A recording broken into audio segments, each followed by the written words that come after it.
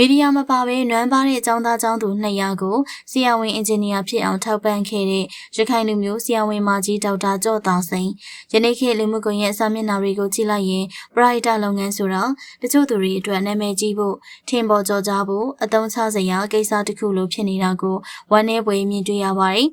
အလူတန်းလောက်တာကနဲ့မီဒီယာတွေကိုခေါ်ပြီးတော့ကင်မရာရှေ့မှာပေါ်ပင်လုပ်ပြနေတာကများဆိုတဲ့ဒီလိုခေတ်ပြက်ကြီးတွေမှာတကယ်ကိုတိတ်တဆိတ်နဲ့ရွှေတကုံဖျားနောက်ကျောပေါက်ကနေရွှေချနေတဲ့သူတော်ကောင်းတွေလည်းရှိနေပါသေးတယ်။အဲ့ဒီလိုဂုံပကသနာမပါမီဒီယာမခေါ်ပဲစည်ရင်နှွမ်းပါတဲ့ចောင်းသားចောင်းသူတွေကိုဘဝနဲ့ရင်းပြီးတော့ထောက်ပံ့ပေးနေတဲ့သူကတော့ရခိုင်လူမျိုးနှလုံးသားဆရာဝန်မကြီးဒေါက်တာကျော့သာစိန်ဖြစ်ပါတယ်။ဆရာမကြီးဒေါက်တာကျော့သာစိန်ရဲ့အမခန်းဆုံးနဲ့လူတွေမသိသေးတဲ့အချက်ကဘာလဲဆိုရင်သူမရဲ့ပရိုက်တာလုပ်ငန်းတွေအတွက်နိုင်ငံတကာကနေအမေရိကန်ဒေါ်လာ8သိန်းအတိအကျထောက်ပံ့ကူညီမယ်လို့ကမ်းလှမ်းလာတာကိုတောင်လုံးဝလက်မခံဘဲညှင်းပယ်ခဲ့တာဖြစ်ပါတယ်။သူမကအလူငွေတွေကိုအားကိုးပြီးတော့ပရိုက်တာလှူဆောင်မဲ့သူမဟုတ်ဘဲသူမရဲ့ကိုယ်ပိုင်ချွေးနှဲစာပိုင်ဆိုင်မှုတွေနဲ့သာကလေးတွေကိုပညာသင်ပေးခြင်းနဲ့ဖြူစင်လွန်းတဲ့စိတ်ဓာတ်ကိုပိုင်ဆိုင်ထားတဲ့သူပေါင်း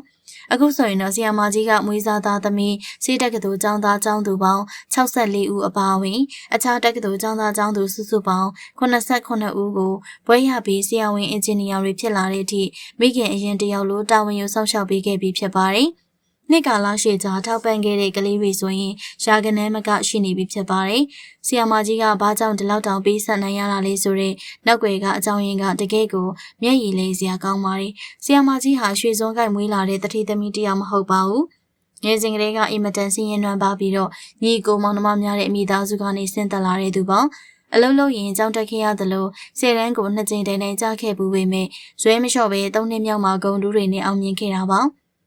ဆယ်တန်းအောင်ပြီးစစ်ကြောင်းတက်ဖို့အတွက်အခွင့်အရေးရလာတဲ့အခါမှာမိဘတွေကမပံ့ပိုးနိုင်ခဲ့ပါဘူး။ဒါကြောင့်ဆရာမကြီးကအစေးကြောင်းပထမနှစ်ကိုကုံစိမ်းတန်းမှာဈေးရောင်းရင်းနဲ့ကြောင်းတက်ခဲ့ရသလိုဒုတိယနှစ်မှာတော့ပဲမြင့်ထမ်းမြင့်တွေလိုက်ရောင်းပြီးကြောင်းစိတ်ရှာခဲ့ရပါတယ်။တတိယနှစ်ရောက်တော့သမဝရမစီကန်းမှာစည်ရေးမှဝင်လုပ်ခဲ့ရပြီးနောက်ဆုံးနှစ်ယောက်မှသာကျေးဇူးရှင်အထူးကုဆရာဝန်ကြီးတဦးရဲ့ထောက်ပံ့မှုနဲ့ဆရာဝန်ဘွဲ့ကိုရရှိခဲ့တာပါ။ဒီလိုဆင်းရဲနွမ်းပါတဲ့တံကိုခါသီးစွာဖြတ်တန်းခဲ့ရလို့ဆရာမကြီးကဆင်းရဲတဲ့သူတွေရဲ့ဘဝကိုအယံကိုချင်းစားတယ်ဘဝနာတယ်လို့အမြဲပြောလို့ရှိပါတယ်။ဒါကြောင့်လေသူမကဆရာဝန်ဖြစ်လာတဲ့အခါမြို့ကြီးပြကြီးတွေမှာပုဂ္ဂလိကအစည်းအကမ်းဖွင့်ပြီးတော့အသက်ပြဆရာဝန်အဖြစ်ငွေရှာမဲ့အစားဆရာဝန်လိုအပ်နေတဲ့ဝေးလံခေါင်ဖျားဒေသတွေကိုသာရွေးချယ်ပြီးတော့စေတနာဆရာဝန်အဖြစ်တာဝန်ထမ်းဆောင်ခဲ့ပါတယ်။ကိုပိုင်အိမ်တောင်ပြုတ်ဖို့လည်းလုံးဝစိတ်ကူးမရင်ခဲ့ပဲသူမပိုင်ဆိုင်တဲ့ကားတွေတိုက်တွေခြံတွေကိုပါရောင်းချပြီးတော့စင်းရဲတဲ့ကလေးတွေပညာသင်နိုင်ဖို့အခမဲ့စာသင်ကျောင်းတွေ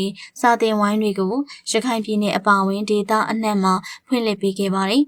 ဘဝမှာကိုယ်တိုင်ဆင်းရဲခဲ့ရဘူးလို့ဆင်းရဲတဲ့ကလေးတွေကိုသူမလိုပညာမတတ်ဖဲမဖြစ်စေခြင်းနဲ့မေတ္တာတရားကြီးမားလုံးအခုလိုမျိုးမိမိရဲ့တဘဝလုံးကိုပုံအောပြီးရင်းနှီးမြှုပ်နှံခဲ့တာဖြစ်ပါတယ်ဒီလိုအတ္တကင်းစင်ပြီးတော့ဟန်ဆောင်မှုကင်းမဲ့တဲ့ဆရာမကြီးရဲ့စိတ်ထားကဒီနေ့ခေတ်ပေါ်ပင်ပရိုက်တာသမားတွေကြားမှာတော့တကယ့်ကိုရှားပါတဲ့ဗရန်များခဲ့ပါပဲကဲပရိသတ်ကြီးမီဒီယာတွေရှေ့မှာကြွားဝါခြင်းမရှိဘဲနိုင်ငံတကာငွေကြေးထောက်ပံ့မှုကိုပါညှင်းပယ်ပြီးတော့ကိုချွေးနှဲစာနဲ့ကိုယ်တိုင်ပေးဆက်နေတဲ့ရခိုင်လူမျိုးဆရာဝန်မကြီးဒေါက်တာကျော့သာစိန်ရဲ့မော်မြတ်တဲ့စိတ်ထားပေါ်ဘယ်လိုမြင်ကြပါသလဲရှင်ဒီလိုမျိုးတကယ်နှလုံးသားပရိုက်တာသမားစစ်တွေရဲ့အကြောင်းကိုလူ